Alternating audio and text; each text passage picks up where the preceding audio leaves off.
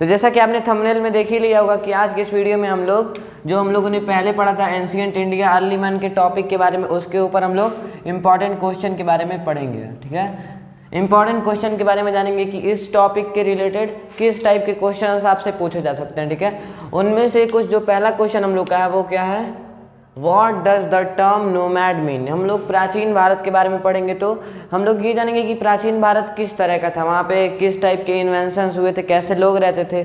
तो सबसे पहले वही पूछ दिया क्या कि What does the term nomad mean? nomad मतलब क्या होता है, घुमंतु। घुमंतु यानी कि जो लोग एक जगह से दूसरे जगह घूमते रहे अपने पालतू जानवरों को लेके, या फिर अकेले ही, मतलब उन लोगों को कोई पता नहीं था कि हम लोग कहाँ जा रहे हैं, बस वो लोग चलते रहते थे और वो लोग झुंड में चलते थे। ठीक है, वो अकेले नहीं रहते थे, उन लोग का एक ग्रुप होता था, ट्राइबल ग्रुप, जिसे हम लोग आदिवासी भी कहते थे उस समय।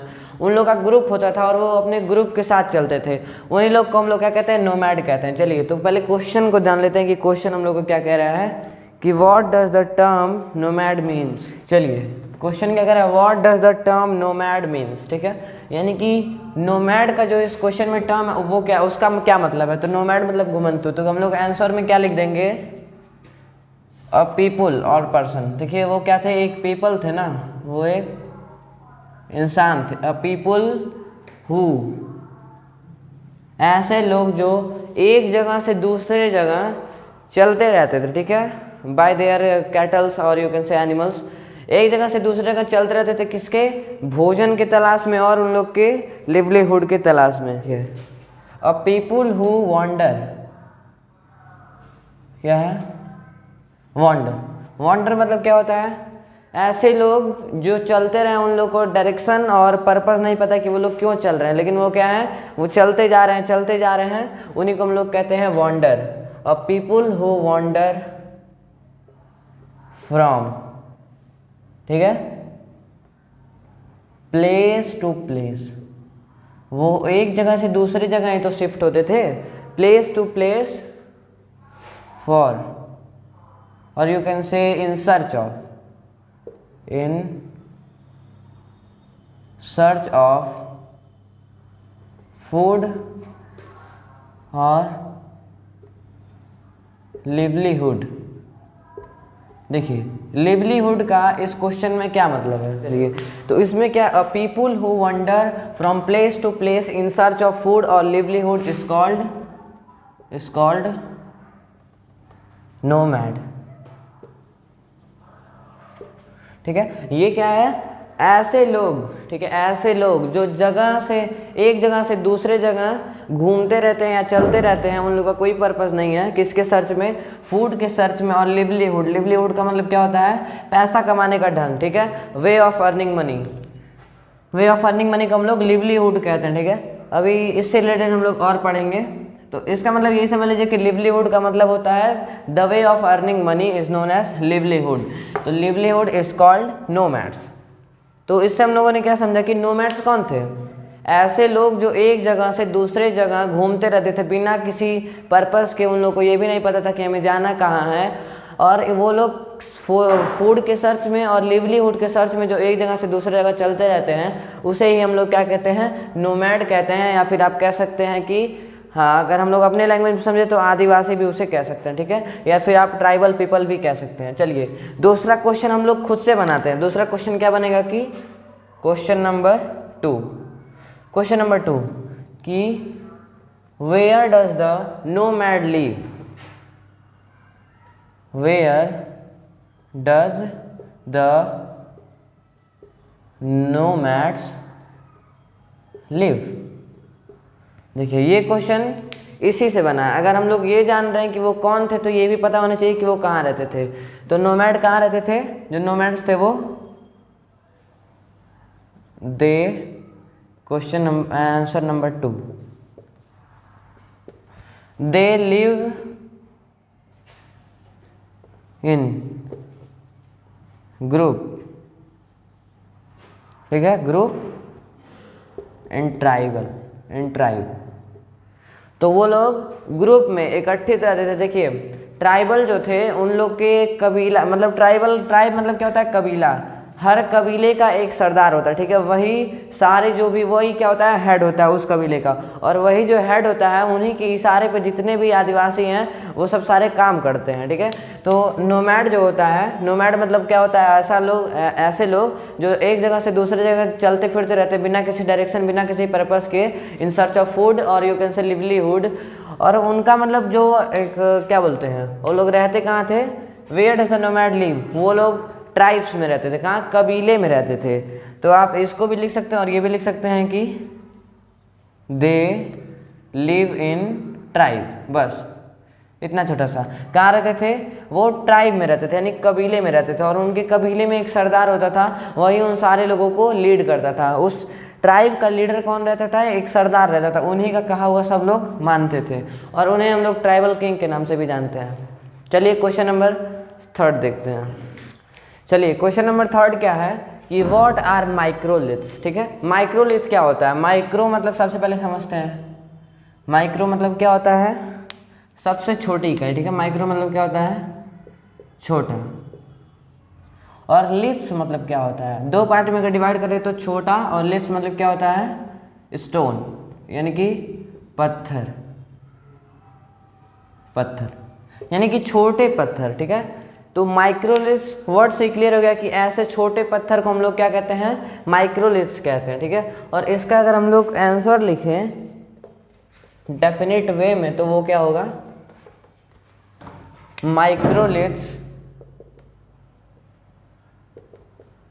माइक्रोलिथ्स आर स्मॉल, यहाँ पे क्योंकि माइक्रो है ना, तो माइक्रो मतलब स्मॉल होता है, स्मॉल ट्रायंगुलर लिख भी सकते हैं, नहीं भी लिख सकते हैं, क्योंकि कोई भी स्टोन जो होता है उसका कोई डेफिनेट शेप नहीं हो सकता है, पर आप लोग ट्रायंगुलर लिख सकते हैं क्योंकि उसके एजेस क्या होते हैं, बहुत शार्प होते हैं, ठीक है। तो small microliths are small triangular pieces of stone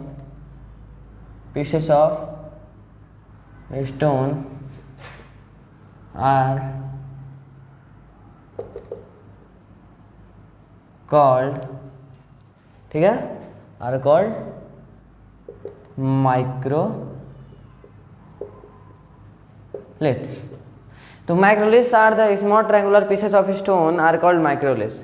इसका मतलब क्या, माइक्रोलिथ्स जो थे वो बहुत छोटे छोटे ट्रायंगुलर शेप्स, और आप कह सकते हैं बस इस छोटे पत्थर जो थे वो क्या होते थे, उन्हीं को हम लोग माइक्रोलिथ्स भी कहते थे, ठीक है। ये जाना। अब जानते हैं कि माइक्रोलिथ्स जो है वो किस एज से स्टार्ट हुआ और इसका वर्क क्या था। माइक्रोलिथ्स जो थे इसको किस यूज में नोमैड्स पीपल अपने यूज में लेते थे, ठीक है। दूसरा हम लोग का जो पॉइंट है वो क्या है कि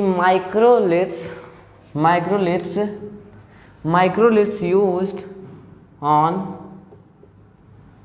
स्पीयर्स एंड एरोज ड्यूरिंग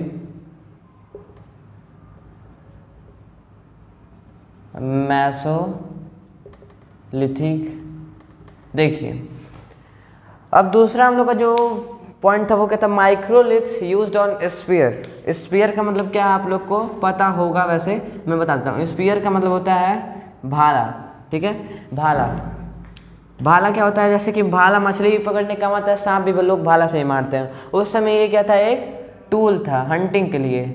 उस समय वो क्या था, एक टूल था हंटिंग के लिए। इस समय लोग हंटिंग के लिए नहीं, अपने सेफ्टी के लिए भाला का यूज़ करते हैं। और अगला ये क्या पॉइंट है, एरोज मतलब कि आपको पता ही होगा, तीर। तो ये क्या कह रहा है, microliths are used on spear and arrows. जो इन लोग का शार्प पॉइंट होता है, ये आपका मान लीजिए एरो हो गया, ठीक है, ये एरो हो गया। यहाँ पे जो शार्प पॉइंट होता है, यहीं पे ये लोग माइक्रोलिथ्स को शार्प पॉइंट पे यूज़ करके जब जानवरों के ऊपर लगता था तो वो इनसाइड ऑफ द बॉडी चला जाता था और वो लोग वहीं पे तुरंत मतलब खड़े हो जाते, गिर जाते थे। तो हंटिंग करने के लिए उन लोगों ने अपर पार्ट में ये क्या लगा दिया था, माइक्रोलिथ्स, यानी कि छोटे छोटे पत्थर लगा देते थे, और तीर में भी लगा देते थे छोटे छोटे पत्थर। तो ये कब से हुआ था, मैसोलिथिक एज, यानी कि मिडिल एज से माइक्रोलिथ्स का यूज करना शुरू हुआ था, ठीक है। और क्वेश्चन नंबर 3 में हम लोगों ने क्या समझा कि माइक्रोलिथ्स क्या है। तो माइक्रोलिथ्स ऐसे छोटे पत्थर, ठीक है, ऐसे छोटे पत्थर जिनको हम लोग माइक्रोलिथ्स भी कह सकते हैं। छोटे पत्थर को हम लोग माइक्रोलिथ्स कहते हैं, ट्रायंगुलर पीसेस स्टोन को। और माइक्रोलिथ्स भाला में, तीर में और बहुत सारे ऐसे टूल इम्प्लीमेंट में यूज होता है, और ये मेसोलिथिक एज से यूज होते हुए आ रहा है। चलिए क्वेश्चन नंबर 4 की तरफ मूव करते हैं। चलिए क्वेश्चन नंबर 4 हम लोग का क्या है, व्हाट आर मेगालिथ्स। उस टाइम हम लोगों ने पढ़ा था, पिछली बार हम लोगों ने पढ़ा था कि माइक्रोलिथ्स क्या होते हैं। माइक्रो के बाद अब क्या आ गया, मेगा आ गया। ठीक है, मेगा। मेगा मतलब क्या होता है, ह्यूज, यानी कि लार्ज अमाउंटेड। मेगा मतलब क्या, तो लार्ज अमाउंटेड, और आप कह सकते हैं बड़ा। ठीक है, तो मेगा मतलब होता है ह्यूज, और लिथ्स मतलब आपको पता ही है कि स्टोन, यानी कि बड़े स्टोन। पिछली बार हम लोगों ने छोटे स्टोन के बारे में पढ़ा था, इस बार हम लोग बड़े स्टोन के बारे में पढ़ेंगे। इस क्वेश्चन का आंसर क्या होगा, मेगालिथ्स। मेगालिथ्स किस में यूज होता था, megaliths huge rectangular block of stone is called megaliths. Mega, देखिए, huge rectangular block of stone is called megaliths. Huge मतलब क्या पढ़ा था, बड़ा। ठीक है, रेक्टेंगुलर ब्लॉक्स यानी कि इस टाइप के। ठीक है, इस टाइप के जो स्टोन होते थे रेक्टेंगल शेप में, रेक्टेंगुलर ब्लॉक्स होते थे, उस स्टोन्स को क्या कहते थे हम लोग, मेगालिथ्स कहते थे। यानी कि ऐसे रेक्टेंगुलर शेप के बड़े स्टोन जिसे हम लोग मेगालिथ्स कहते हैं। चलिए अब ये हम लोग जान लिया कि मेगालिथ्स क्या होता है। अब जानते हैं कि मेगालिथ्स का यूज क्या था उस समय, क्योंकि बिना किसी यूज के तो वो लोग इसको बनाए नहीं होंगे। चलिए हम लोग जानते हैं पहले कि इसका यूज क्या था। देखिए इसका यूज क्या था कि it was used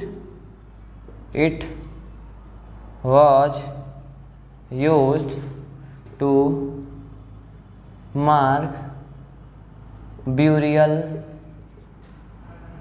places during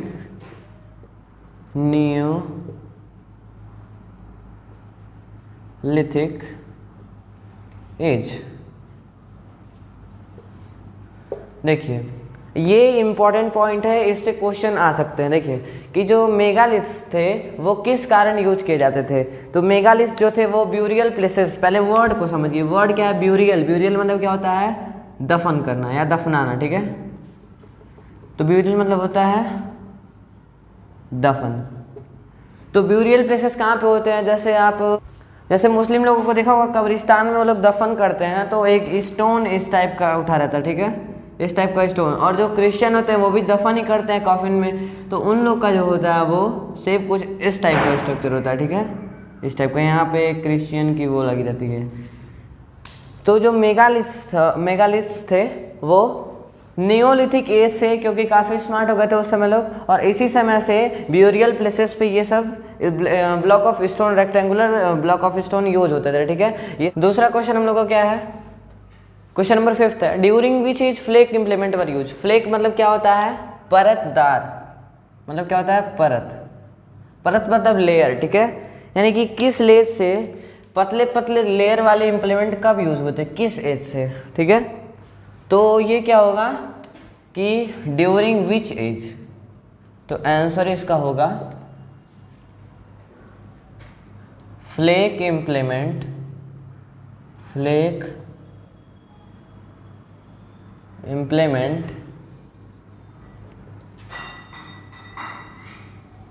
were used in Palaeolithic. देखिए इसका क्या होगा, फ्लेक इम्प्लीमेंट यानी परतदार जो हम लोग के इम्प्लीमेंट थे, परतदार कार्य, इम्प्लीमेंट मतलब होता है कार्यवर्णी।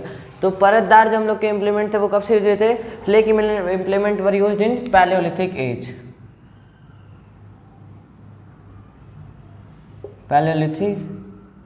पैलेलिथिक एज से ही फ्लेक इम्प्लीमेंट यूज हुए थे। फ्लेक इम्प्लीमेंट का आप इमेज देख सकते हैं, और जो कुछ इस टाइप के रहते थे उस समय, जो कि वेजिटेबल या फिर फ्रूट चॉपिंग के लिए यूज किए जाते थे। ठीक है, चलिए अगला क्वेश्चन देखते हैं।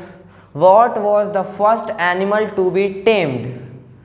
इसका मतलब समझिए, टेम्ड का मतलब क्या हो रहा है, यहाँ तक तो समझ रहे हैं कि ऐसा कौन सा एनिमल था, जो ऐसा कौन सा सबसे पहला एनिमल था जो कि टेम्ड के लिए यूज किया जाता था। टेम्ड मतलब क्या होता है, पालतू। पालतू, पालतू जानवर यानी कि पेट भी आप कह सकते हैं। तो इसका क्या है कि ऐसा सबसे पहला पालतू जानवर कौन सा था, यानी कि जब से हम लोगों ने प्राचीन भारत के बारे में पढ़ा, प्राचीन भारत से सबसे पहला पालतू जानवर कौन सा था, तो इसका क्या आंसर होगा कि dog. Answer number 6, dog was the first animal to be tamed। क्या था कि सबसे पहला कौन सा जानवर था जो कि टेम्ड था, यानी सबसे पहला पालतू जानवर कौन सा था, तो जो कुत्ता था वो सबसे पहला पालतू जानवर था इस एज में। चलिए क्वेश्चन नंबर 7 की तरफ मूव ऑन करते हैं। चलिए तो क्वेश्चन नंबर 6 हम लोग का क्या है, in which region of India microliths have been found. देखिए क्वेश्चन क्या कह रहा है, in which region of India microliths have been found, यानी कि किस क्षेत्र में माइक्रोलिथ्स यानी कि छोटे पत्थर के जो अवशेष हैं वो किस क्षेत्र में पाए गए हैं। तो हम लोग का आंसर क्या होगा, आंसर ब्रह्मगिरी। ब्रह्मगिरी यानी कि ब्रह्मगिरी के इलाके में माइक्रोलिथ्स पाए गए हैं। तो ये एमसीक्यू टाइप के question, short one word question है जो कि आप ऐसे याद कर लेंगे कि in which region of India microliths have been found, in Brahmagiri microliths have been found. ठीक है, क्वेश्चन नंबर 8 देखिए क्या है, during which age the age of metal started. ये ट्रिकी क्वेश्चन है क्योंकि इसमें कंफ्यूजन वाले वर्ड्स दिए हुए हैं। ड्यूरिंग विच एज, ठीक है, यानी किस एज से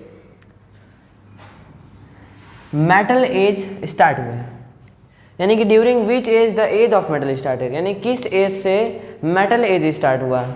तो हम लोगों ने क्या पढ़ा था कि आंसर नंबर 8 हम लोगों ने क्या पढ़ा था कि कैल्कोलिथिक एज यानी कि कॉपर एज, जो हम लोग का क्या था, पहले हम लोगों ने पढ़ा था कि old stone age, middle stone age, new stone age, उसके बाद हम लोगों ने पढ़ा था कैल्कोलिथिक एज। क्या पढ़ा था, Chalcolithic age. Chalcolithic age, during chalcolithic age the age of metal started, क्योंकि इसको हम लोग कॉपर एज के नाम से जानते हैं।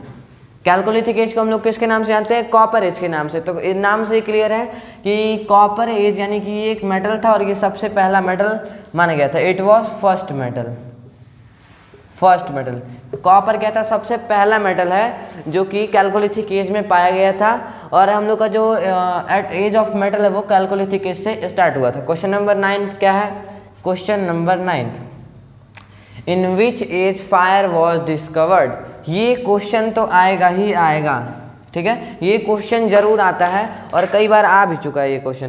तो ये क्वेश्चन का आंसर क्या होगा कि आग का खोज किस एज में हुआ था, किस युग में आग का खोज हुआ था। तो पैलियोलिथिक, क्या होगा, पैलियोलिथिक,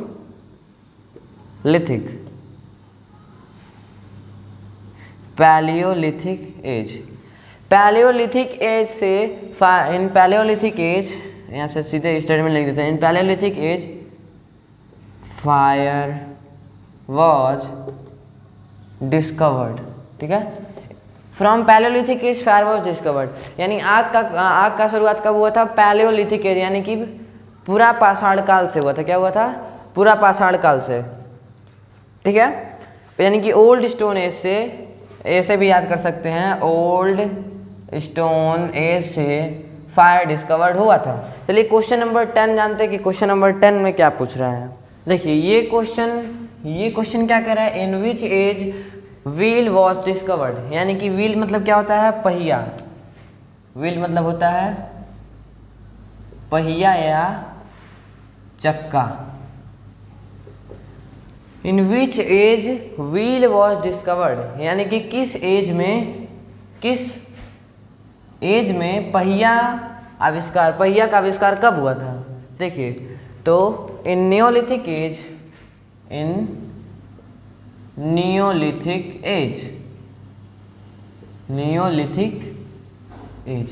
पहिया का आविष्कार कब हुआ था, नवपाषाण काल में। नियोलिथिक एज से पहिया का खोज हुआ था। देखिए अगर कोई पूछे कि when the wheel was discovered, wheel का खोज कब हुआ था, तो आप क्या कहेंगे, in neolithic age the wheel was discovered. ठीक है। क्वेश्चन नंबर 11 क्या है, when did homo sapiens came into being on earth. देखिए जब हम लोगों ने पहला मतलब पिछली वीडियो में क्या समझा था कि वीडियो का स्टार्टिंग यही था कि हम लोग का जो अर्थ है वो 400,000 मिलियन ईयर ओल्ड है, और जो होमो सेपियंस, आप जिसको हम लोग होमो सेपियंस को नॉर्मल लैंग्वेज में ह्यूमंस भी कह सकते हैं, ये हम लोग का एक साइंटिफिक नेम होता है साइंस में। साइंस में हम लोग जैसे ह्यूमन को एनिमल भी कहते हैं ना, तो वैसे ही हम लोग का जो ह्यूमन का साइंटिफिक नेम है उसे हम लोग होमो सेपियंस के नाम से जानते हैं। ठीक है। तो होमो सेपियंस कब आए थे अर्थ पे रहने के लिए, यानी कि जो हम लोग के अर्ली मैन थे। तो वीडियो की स्टार्टिंग में हम लोग क्या समझा था कि ड्यूरिंग 40,000 ईयर अगो, यानी कि पृथ्वी के 40,000 साल बाद होमो सेपियंस अर्थ पे रहने के लिए आए थे। यानी कि about 40,000 year ago homo sapiens come into being on अर्थ, यानी कि 40,000 साल बाद होमो सेपियंस अर्थ पे रहने के लिए आए थे। चलिए क्वेश्चन नंबर 12 क्या है, what was the most important invention of early man, यानी कि सबसे जरूरी उपकरण। ठीक है। सबसे जरूरी उपकरण, सबसे जरूरी आप कह सकते हैं आविष्कार, सबसे important invention of early man क्या था, यानी कि अर्ली मैन का जो सबसे इम्पॉर्टेंट इन्वेंशन हम लोग मानते हैं वो क्या था, वो था व्हील। व्हील जो था वो सबसे important invention of early man था, और व्हील का जो खोज था वो कब हुआ था, इन नियोलिथिक एज। तो इसमें आप ये भी लिख सकते हैं ब्रैकेट में नियोलिथिक एज, यानी कि ये नियोलिथिक एज से इसका ये डिस्कवर हुआ था, और जो सबसे important invention of early man था वो क्या था, व्हील था। चलिए क्वेश्चन नंबर 13 की तरफ मूव ऑन करते हैं। तो देखिए क्वेश्चन नंबर 13 क्या, विच metal was discovered after the invention of copper. देखिए क्वेश्चन को अपने वर्ड में समझने की ज़्यादा कोशिश करिए। ये क्वेश्चन क्या कह रहा है, which metal was discovered, discovered भी कह सकते हैं, इन्वेंटेड भी कह सकते हैं, दोनों का मतलब एक ही होगा। विच metal was discovered after the invention of copper. देखिए कॉपर तो हम लोग का सबसे पहला मेटल है, उसके बाद जो मेटल आया है वो पूछ रहा है। तो कॉपर के बाद दूसरा मेटल जो आया था वो क्या था, ब्रॉन्ज था। क्या था, ब्रॉन्ज। ये सब कॉमन क्वेश्चन है जो कि आपके नॉलेज के लिए अच्छे हैं। देखिए हम लोग का जो मेटल था कॉपर के बाद वो क्या था, ब्रॉन्ज था। चलिए ये क्वेश्चन क्लियर हो गया। दूसरा क्वेश्चन क्या है, which metal was used for the ornament during chalcolithic age. और पहले देखिए क्वेश्चन क्या कर रहा है, ऐसा कौन सा मेटल था जो कैल्कोलिथिक एज के समय यूज होता था, किसके लिए, आभूषणों के लिए। क्या, आभूषण। ऑर्नामेंट मतलब क्या होता है, आभूषण, यानी कि ज्वेलरी, यानी कि उस समय जो था यूज्ड बाय वुमेन। यहाँ पे क्या होगा, यूज्ड बाय वुमेन, क्योंकि अब मैन तो आभूषण पहनते नहीं है, वुमेन ही पहनती हैं। तो यहाँ पे एक आप लिख सकते हैं used by women. Which metal was used by women for the ornament during chalcolithic age, यानी कि कॉपर। यहाँ पे आप कैल्कोलिथिक एज को कॉपर एज भी कह सकते हैं। ठीक है। तो कॉपर एज के समय ऐसा कौन सा मेटल था जो कि उस समय औरतों द्वारा यूज किया गया आभूषणों में, ऐसा कौन सा, आप देखिए औरतों द्वारा यूज किया गया ऐसा कौन सा मेटल था जो उस समय आभूषण बनाने के काम आता था। तो अगर आपसे ये क्वेश्चन पूछे तो आप क्या लिखेंगे कि ब्रोंज, यानी bronze was the metal used by women for the ornament during chalcolithic age. तो इसका आंसर क्या होगा, ब्रोंज होगा, और पहले वाले का भी आंसर क्या होगा, ब्रोंज होगा। चलिए 15वां क्वेश्चन क्या है, what was the main occupation of the people in the age of metal. Metal कब खोज हुआ था, कैल्कोलिथिक एज में। तो कैल्कोलिथिक एज के समय जो मेन ऑक्यूपेशन मतलब क्या होता है, व्यवसाय, वे ऑफ वर्किंग। तो what was the main occupation, यानी कि व्यवसाय, यानी यहाँ पे क्या होगा, व्यवसाय, यानी कि कौन सा ऐसा वे ऑफ अर्निंग था उस समय जो लोग पीपल के लिए मेटल एज में। तो इसका आंसर क्या होगा, उस समय लोग क्या करते थे, एग्रीकल्चर करते थे, हंटिंग करते थे, क्योंकि उस समय लोगों के पास कोई बार्टरी सिस्टम तो काफ़ी समय बाद में आया था ना, कि सामान के बदले सामान, ठीक है, वो सब तो उस समय था नहीं। उस समय का जो ऑक्यूपेशन था वो दो ही चीज़ था, या तो वो हंटिंग करते थे खाने के लिए और खेती करने के लिए। तो खाने के लिए भी खेती, मतलब खेती करने के लिए, खाने के लिए खेती तो करेंगे तो क्या होगा, एग्रीकल्चर। उस समय का जो मेन ऑक्यूपेशन था वो क्या था, एग्रीकल्चर था, यानी वो लोग खेती करते थे। मेटल एज में मेन ऑक्यूपेशन था जो वो एग्रीकल्चर था। चलिए अगले क्वेश्चन की तरफ मूव करते हैं। ये क्वेश्चन नंबर 16 क्या है, in which age the art of cloth weaving was started. देखिए अभी तक तो हम लोगों ने यही पढ़ा था, नियोलिथिक एज तक हम लोगों ने पढ़ा था, ठीक है। पहले हम लोग ओल्ड स्टोन एज, फिर मिडिल स्टोन एज, फिर न्यू स्टोन एज, फिर क्या पढ़ा था, कैलकोलिथिक एज। तो उन्हीं तीनों की एज में हम लोगों ने अभी थोड़ा थोड़ा नॉलेज लिया था ना, लेकिन क्या क्या हुआ था ये हम लोगों ने नहीं जाना था। तो in which age art of cloth weaving, cloth weaving मतलब कपड़ा बुनाई करना कब से शुरू हुआ था, किस एज से, तो नियोलिथिक एज से। किससे, नियोलिथिक एज से। During neolithic age the art of cloth weaving was started, ठीक है। हम लोगों ने देखिए अभी क्या क्या क्वेश्चन पूछ रहा है नियोलिथिक एज के अकॉर्डिंग, अभी हम लोगों ने वो पढ़ा ही नहीं था, लेकिन क्वेश्चन क्या पूछ रहा है, in which age the art of cloth weaving was started, neolithic age. देखिए क्वेश्चन ये वहीं से आएगा जहाँ तक हम लोगों ने पढ़ा, ठीक है। तो नियोलिथिक एज से हम लोग क्या जाता था कि लोगों के पास और अमेजिंग आइडियाज़ आ गए थे और कुछ ज़्यादा सोचने लगे थे, क्योंकि वो लोग एग्रीकल्चर के बारे में, ऑक्यूपेशन के बारे में जानने लगे थे। तो उसी समय उन लोगों के पास ज़्यादा आइडिया हो गया था, इसी वजह से जो क्लॉथ वीविंग का वर्क है वो नियोलिथिक एज से स्टार्ट होता है। चलिए दूसरा क्वेश्चन है, in which age tool of crop cutting were used. किस एज में क्रॉप कटिंग के टूल यूज होते थे, ठीक है। टूल ऑफ क्रॉप कटिंग यानी कि फसल काटने की जो उपकरण थे वो किस एज में बने थे। तो देखिए अभी हम लोगों ने तुरंत पढ़ा था कि जो नियोलिथिक एज था उसमें लोग एग्रीकल्चर के बारे में जानने की बहुत ही ज़्यादा जानने लगे थे, तो उसी एज में किए होंगे। तो इसका भी आंसर क्या होगा, नियोलिथिक एज। चलिए ये भी हो गया। ये 18 नंबर क्वेश्चन जो है हम लोग का क्या है, what are the ancient language of India. ये क्वेश्चन मोस्ट इम्पॉर्टेंट क्वेश्चन है, ठीक है, मोस्ट इम्पॉर्टेंट क्वेश्चन। इसको अगर कैसे भी करके इसको जरूर अपने दिमाग में याद रखा करिए, क्योंकि ये क्वेश्चन समझ लीजिए कि कहीं ना कहीं तो पूछ ही लिया जाएगा। तो ये क्वेश्चन क्या कि ऐसे मतलब कि प्राचीन भाषाएं भारत की कौन कौन सी थी। तो पहला हम लोग का पाली हो जाएगा, ठीक है, पाली। दूसरा हो जाएगा संस्कृत। संस्कृत में एशियंट जो भी बुक्स हैं, रामायण, भगवत गीता, कई सारे जो भी हम लोग के कह सकते हैं आप हॉली बुक हैं, वो संस्कृत में ही लिखे हुए हैं, ठीक है। पाली हो गया, संस्कृत हो गया, और क्या है, प्रकृत। तो यही 3 ऐसे लैंग्वेज है जो एंशिएंट इंडिया में यूज होते थे उस समय के। चलिए क्वेश्चन 2 क्वेश्चन और बचे हुए उनको भी ओवर करते हैं। क्वेश्चन नंबर 19 क्या है, इन विच एज। देखिए अभी तक हम लोगों ने इंडिया के अकॉर्डिंग पढ़ा था ना, अब चलिए 2 क्वेश्चन हम लोग इंटरनेशनली लेते हैं, तो वर्ल्ड के बारे में चलिए पढ़ते हैं। ये 19 क्वेश्चन क्या है, in which language the ancient history of world are written. देखिए क्वेश्चन क्या कह रहा है कि इन विच लैंग्वेज यानी कि किस भाषा में प्राचीन इतिहास, वर्ल्ड मतलब क्या होता है कि संसार। क्वेश्चन क्या कह रहा है, इन विच लैंग्वेज यानी कि किस भाषा में the ancient history of world are written, यानी कि किस भाषा में जो दुनिया का इतिहास है वो लिखा गया है। तो इसका आंसर क्या होगा, इसका आंसर होगा क्लासिक लैंग्वेज। क्या होगा, क्लासिक लैंग्वेज। चलिए क्लासिक लैंग्वेज क्यों लिखा है यहाँ पे मैंने, क्योंकि वहाँ पे ऐसा लैंग्वेज लिखा गया था ताकि सब लोग को समझ में आए, ठीक है। क्लासिक लैंग्वेज उस समय लिखा जाता था, तो ऐसा लैंग्वेज उन्होंने हिस्ट्री लिखा है ताकि सबको समझ में आए, इसीलिए इसका आंसर क्या होगा, क्लासिक लैंग्वेज। चलिए क्वेश्चन नंबर 20 जो है, क्वेश्चन नंबर 20 वो क्या है, in which language the book of ancient Europe was written.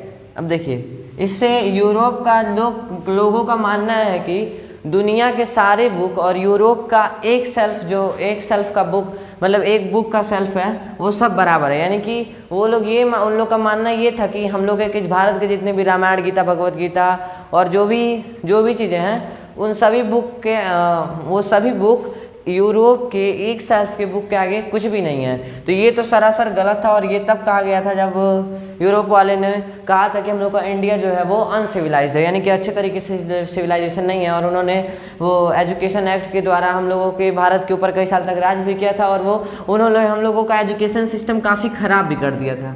चलिए, तो यह अभी आगे समझेंगे। और ये क्वेश्चन जो क्या कह रहा है वो क्या कह रहा है, किस लैंग्वेज में जो यूरोप के बुक्स थे, प्राचीन किताबें थी, वो किस भाषा में लिखी गई थी। तो इसका आंसर क्या होगा, Greek and Latin. Greek and Latin.